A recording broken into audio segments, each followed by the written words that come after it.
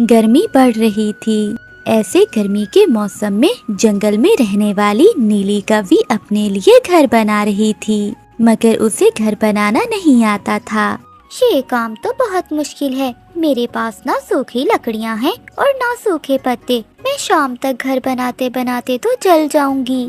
तभी वहीं से गुजरते हुए मिठू तोते को नीली कौवी आवाज देती है। तोते, तुम कितने सुंदर हो और तुम्हारी चोंच कितनी सुंदर है। क्या मैं सच में सुंदर हूँ?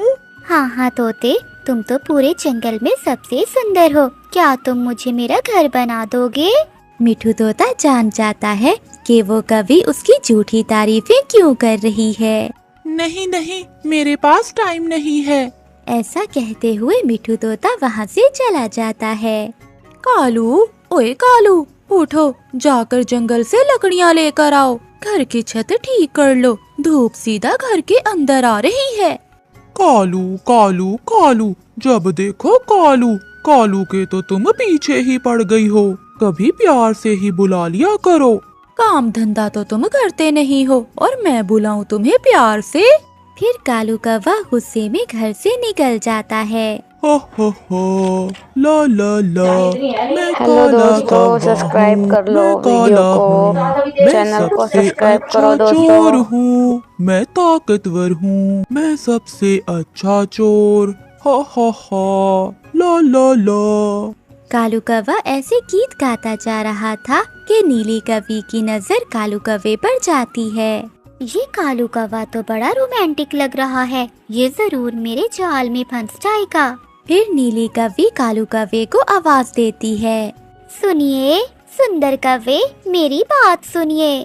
कालू कौवा रुक जाता है। वो इधर उधर देखता है। काका, क्या आपने मुझे ही आवाज दी है ना? आप जैसा काला और आप जैसा सुंदर कौवा और कहाँ है यहाँ? आप ही तो हो। ये सुनकर कालू कौवा तो हवाओं में उछलने लगता है। बताइए बताइए, आपने मुझे क्यों आवाज दी है? मैं अकेली अपना घर बना रही हूँ। अभी कल ही आई हूँ सागर वाले जंगल से। कोई भी मेरी मदद करने वाला नहीं है। क्या तुम मेरी मदद करोगे घर बनाने में?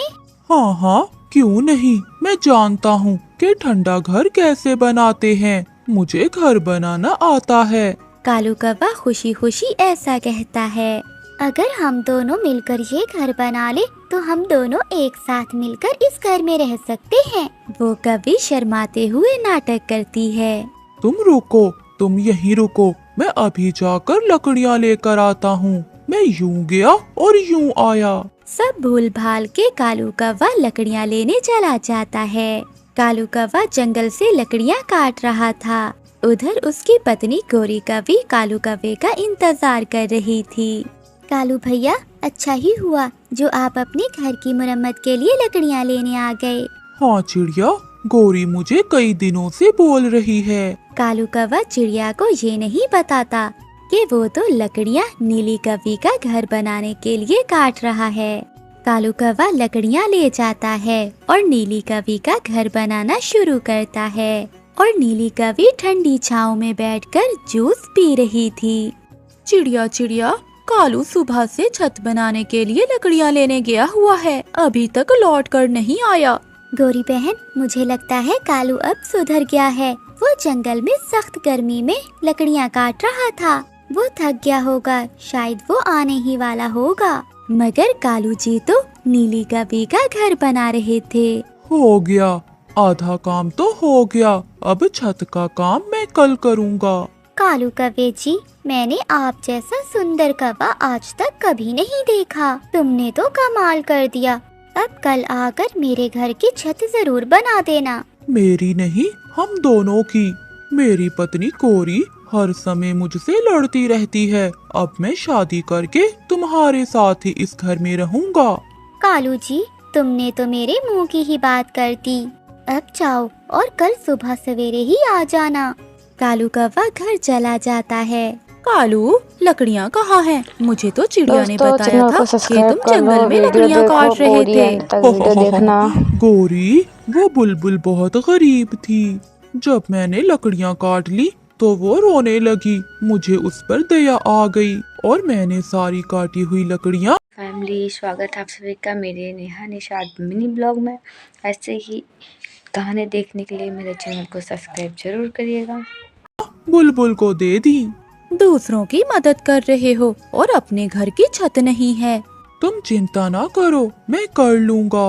रात हो जाती है। मेरे पास आओ, मैं तुम्हारी चोंच साफ कर देती हूँ। तुम्हारी चोंच पर फल लगा हुआ है। इतना प्यार तो मुझे कभी किसी ने नहीं दिया। तुम मेरा कितना ख्याल रखती हो। नीली जी, मैं तुम्हारे लिए जान दे दूंगा। मैं जान भी दे दूंगा। मैं जान। पास पड़ा हुआ झाड़ू उठाकर गोरी कवि कालू के एक लगाती है। उठ जाओ, अब उठ जाओ, सुबह हो गई है और तुम अभी तक सपने देख रहे हो। कालू कौवा जल्दी से उठ जाता है। मुझे जाना था, मुझे सुबह सवेरे एक काम पर जाना था। ऐसे कहते हुए कालू कौवा जल्दी से चला जाता है। आप आ गए, मैं कब से आपका इंतजार कर रही थी। सारी रात तुम मेरे सपनों में आकर मुझसे प्यार भरी बातें करती रही हो। मुझे सोने नहीं दिया तुमने। अब जल्दी से घर की छत मुकम्मल कर लो, फिर सारी रात बैठकर बातें किया करेंगे। मैं करूँगा दूसरों के घर चोरियाँ और तुम्हें ला कर दूंगा अच्छे अच्छे फल। कालू कौवा फिर से काम पर लग जाता है। वो सूखा घास लाता है और वो छत मुकम्मल कर लेता है। सारा दिन धूप में कालू कौवा नीली कवि का घर बनाता है और शाम तक कालू कौवा नीली कवि का घर बना लेता है। अब मैं अपना सामान उठा लाता हूँ। मुझे नहीं रहना उस गंदी शक्ल वाली गोरी के साथ। ऐसा कहते हुए कालू कौवा जल्दी से अपने घर जाता है। कालू, तुम कहाँ थे? मैं तो हवाओं में हूँ। अब मैं अपनी नीली जी के साथ उसके घर में रहूँगा। मैं जा रहा हूँ, बाय। कालू रुको, मेरी बात सुनो। मगर कालू कौवा अपना सामान लेकर चला जाता है। देखो नीली जी, तुम्हारा कालू आ गया। चल बुड्ढे, भाग यहाँ से, मेरा घर बन गया। तेरा मेरा साथ यहीं तक था। अगर दोबारा मुझे आवाज दी तो मैं शोर मचाऊंगी, मैं सबको बुलाऊंगी। नीली कवि का ये रवैया देखकर कालू कौवे की तो अकल ही मर जाती है। कक्का, क्या ये तुम क्या कह रही हो? नन्ना नीली जी। भाग जाओ, दफा हो जाओ यहाँ से, बुढ़े कहीं के। फिर कालू कौवा अपना सामान लेकर नदी पर जाकर बैठ जाता है, क्योंकि उसे मालूम था कि वो अब अपनी पत्नी गोरी कवि से बहुत पिटने वाला है। गोरी कवि रानू चिड़िया के घर मिठाई लेकर जाती है। चिड़िया चिड़िया, ये लो मिठाई खाओ। ये मिठाई किस खुशी में है गोरी बहन? चिड़िया बहन, मैंने अंडा दिया है। फिर तो बहुत खुशी की खबर है। चिड़िया बहन, मगर एक समस्या है। वो क्या गोरी बहन? मेरा पति आज विदेश के जंगल चला गया है। अब मैं अंडे का ख्याल रखूंगी या भोजन ढूंढ कर लाऊंगी? आपका पहला अंडा है, आप अपने अंडे का ख्याल रखना। रही बात भोजन की, तो वो मैं ले आया करूंगी। आखिर पड़ोसन हूँ मैं आपकी। चिड़िया बहन, तुम बहुत अच्छी हो। फिर गोरी कवि अपने घर लौट जाती है। कालू, अब तुम जल्दी से अपने मामा जी के पास चले जाओ और 1 महीना वहीं रहना। मैंने अपने भोजन का बंदोबस्त कर लिया है। अगर किसी को पता चल गया कि ये अंडा असली नहीं बल्कि प्लास्टिक का है, तो पक्षी मिलकर तुम्हें बहुत मारेंगे। तुम मेरी चिंता ना करो, मैं सब संभाल लूंगी। अब तुम चिड़िया से चुप कर जाना, क्योंकि मैंने उसे कहा है कि तुम विदेश गए हो। हेलो दोस्तों, कालू कौवा सब्सक्राइब करो, अपने लाइक मामा करो। जी के पास चला जाता है। चिड़िया बहन, अब बस भी करो। इतना सारा दाना तुम क्या करोगी? तोते भैया, मुझे गोरी के लिए भी भोजन लेकर जाना है। आज उसने अंडा दिया है और मैंने उसे कहा है कि वो अंडे की रक्षा करे और भोजन मैं ले जाऊंगी। अगर ऐसा है तो हम सबको गोरी की मदद करनी चाहिए। फिर रानू चिड़िया गोरी कवि के पास जाती है। ये लो गोरी बहन भोजन, आज दाना ही मिला था।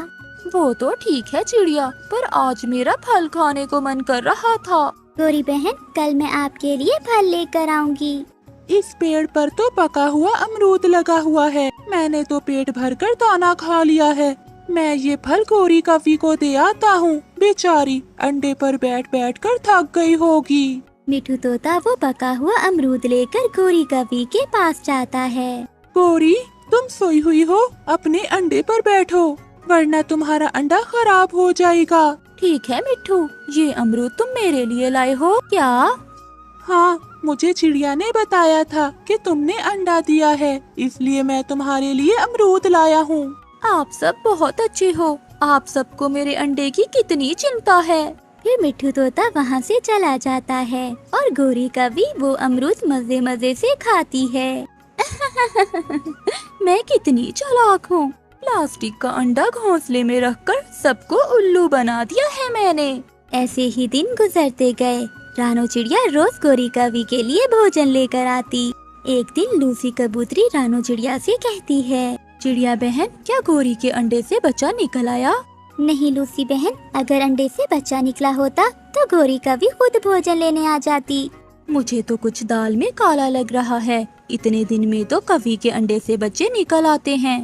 गोरी बहन, ये लो, ये मीठा फल खा लो।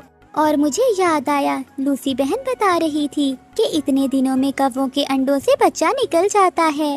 तो फिर सब्सक्राइब करो दोस्तों, सब्सक्राइब करो, सब्सक्राइब कर लो प्लीज, वो तो सब्सक्राइब कर लो। कबूतरी है, उसके अंडे से बच्चा जल्दी निकल आता है और हम कौवों के अंडों से बच्चा इतनी जल्दी नहीं निकलता। अच्छा, अब मैं चलती हूँ। कई दिन गुजर जाते हैं मगर गोरी कवि के अंडे से बच्चा नहीं निकलता। बच्चा निकलता भी कैसे, वो अंडा तो प्लास्टिक का था। गोरी कवि ने तो पक्षियों को बेवकूफ बनाया हुआ था। चिड़िया, आज मैं भी आपके साथ जाऊंगी और देखूं तो सही वो अंडा कैसा है जिसमें से अभी तक बच्चा नहीं निकला। फिर लूसी कबूतरी रानो चिड़िया और मिठू के साथ गोरी के घर जाती है। गोरी बहन, ये लो चावल, जब अंडे से बच्चा निकलेगा तो उसे जरूर बताना कि उसका मिठू मामा हर रोज उसके लिए भोजन लाता था। और ये भी बताना कि चिड़िया मौसी भी हर रोज खाना लेकर आती थी।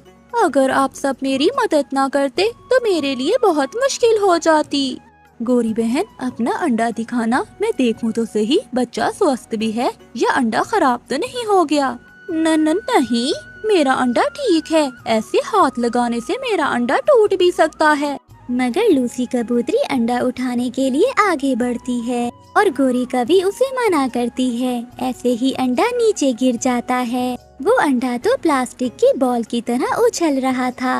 प्लास्टिक, ये अंडा तो प्लास्टिक का है। तुमने हमें बेवकूफ बना लिया गोरी की बच्ची, हम तुम्हें छोड़ेंगे नहीं।